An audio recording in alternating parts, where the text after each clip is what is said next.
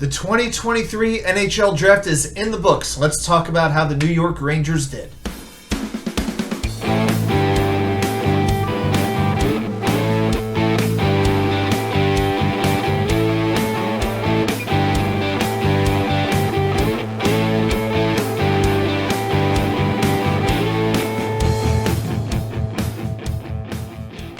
And well, welcome back to New York Sports WickerMedia. I'm Wa2K99. Thank you, as always, for taking the time to watch these videos. Quick reminder, our live premiere is Wednesday night, July 5th, 9 p.m. Eastern. Please join me. We'll talk whatever's going on in the world of New York sports. Special focus, of course, on the Mets, Jets, Rangers, and Knicks. But hey, if there's some Yankees, some Giants stuff going on, we'll definitely be talking about it.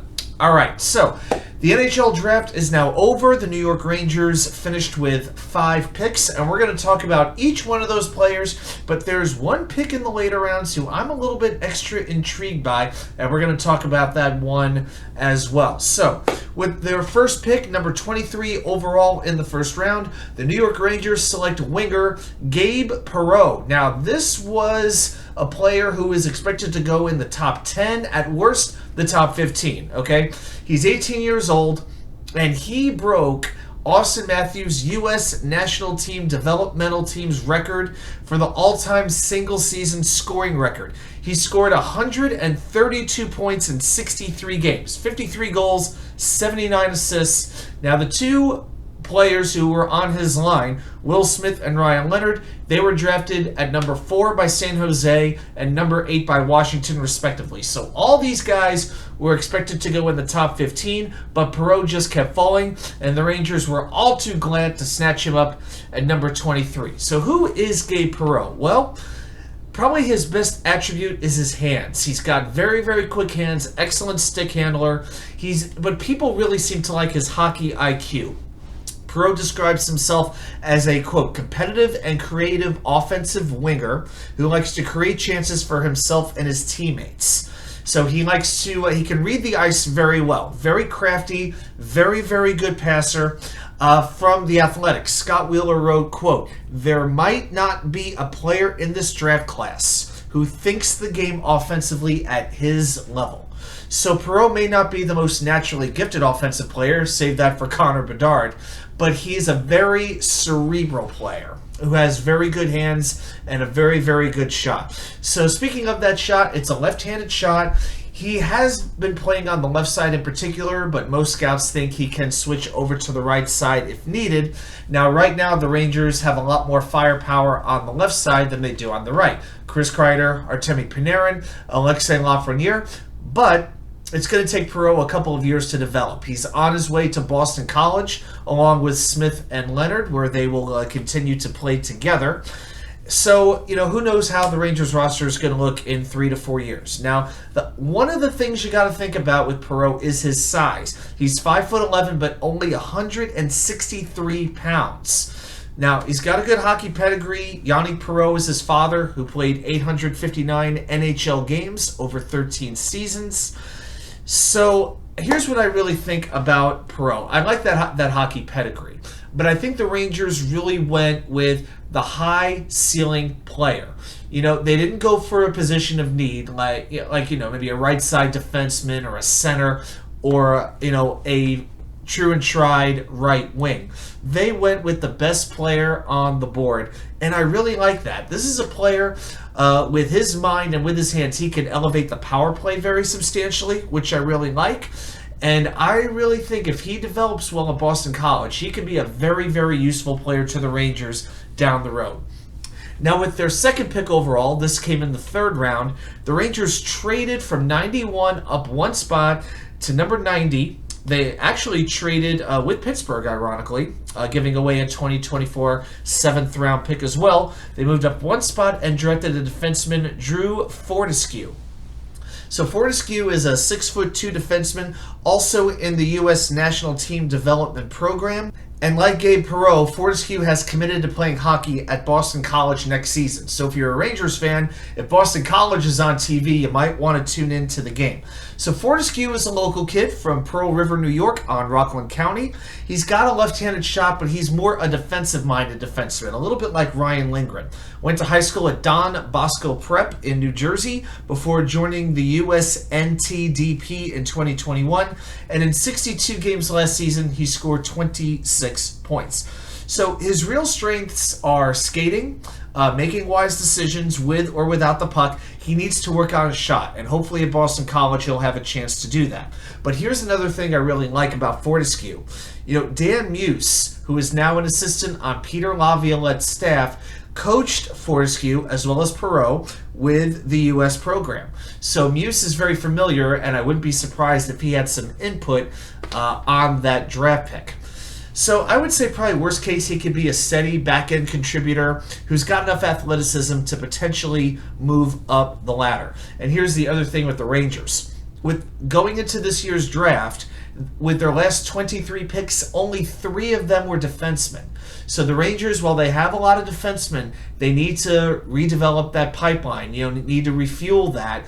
Not necessarily with defensemen who are ready to play right away, but defensemen that you can have ready to go in 3 to 4 years. And Fortescue could be one of those guys. Now, speaking of defensemen, and this is a pick I'm really excited about. With their third pick, this was in the 5th round, number 152, they drafted a Swedish defenseman, Rasmus Larson.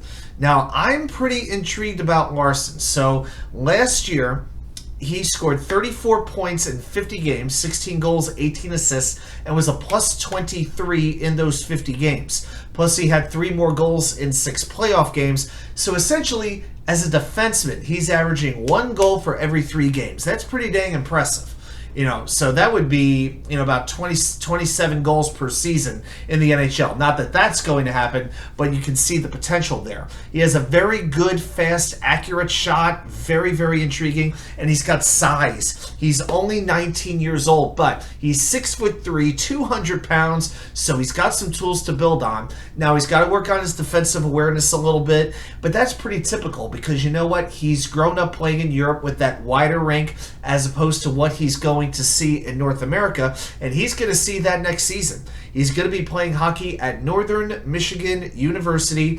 It's going to take him 3 to 4 years probably before he's ready to compete for a job in the NHL. But when you have that combination of size and offensive skill, you're going to get attention. So he's a project, but if the Rangers develop him and Boston College develops him correctly, this could go down as a steal. Really, really could. Now, the Rangers had 2 picks in the 6th round. So with 178, they drafted a center, Dylan Rubrock, or Rubroeck. He's got the O before the E, so it's one of those 2 pronunciations. Now, the Rangers tend to go for size with their later picks. This is definitely the situation here. So Dylan from London, Ontario is 6'7", 206 pounds. That would tie him for the tallest player in this year's class. Now, he could play a very physical style of hockey. He could drive the net. He likes to forecheck, dig for pucks in the corner. He'll drop the gloves if he needs to. But he's got some skill as well. If you look at last season when he played with the Niagara Ice Dogs in 2021-22, in 64 games, he had just 21 points, 8 goals, 13 assists. This past year, he played for the Oshawa Generals. And in those 68 games, he had 53 points. So he was scoring a lot more, producing a lot more points in addition to giving out that physical play. So he's got some good hands for a big man.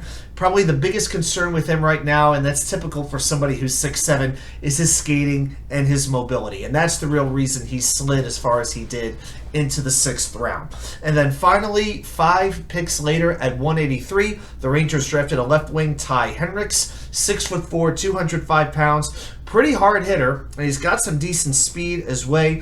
The way that he's being described is a competitive 2-way player. Last year he played in the USHL with both Muskegon and Fargo, had just 19 points in 47 games, not very good.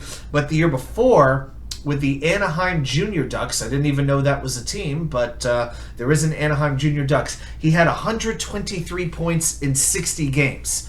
Now, he's committed to Western Michigan University. That's where he's going to be playing his college hockey. So you have to wonder if in the USHL what might have went wrong that season. So Hendricks, total flyer, but with the 6th round, what else do you expect? So those are my thoughts on these draft picks. I think considering the Rangers only had 5 picks to work with, you have some interesting projects, particularly the first 3. I don't expect any of these players to make an impact in the next even 2 years, maybe not even 3. So it's one of those things with hockey drafts, you got to give it some time and see how these players develop. This is not like the NFL, and it's not like the NBA. So let's see how these picks do turn out. Free agency will be starting on July 1st, very, very soon. Rangers don't have a lot of cap space to work with. My biggest hope is they can bring in some defensive-minded players who could develop more of a checking line, because Peterlaviolette wants a checking line. Rangers don't have a lot of players right now who could do that. Barclay Goodrow and Jimmy Vesey are still here. Vesey will be here this year. Tyler Mott is expected to test free agency. I would love for the Rangers to get a Garnett Hathaway, a player like that. I think he's going to command a little more money than they want. But if it works out, if the Rangers wind up settling for Tyler Mott, then you know what? I'm good with it. Well, those are my thoughts on the Rangers draft. If you have any thoughts, put them down there in the comments. I'd like to see what you have to say. And just a reminder, also check out my video from my weekend, this past weekend in Philadelphia, when I hit up Citizens Bank Park. Checked out a whole lot of restaurants in Philly. It's about a 40-minute video, but I'm really proud of the work that went into that. All right, thanks everybody for watching. I'll see you right back here with more content from you know where. The Wicker Chair.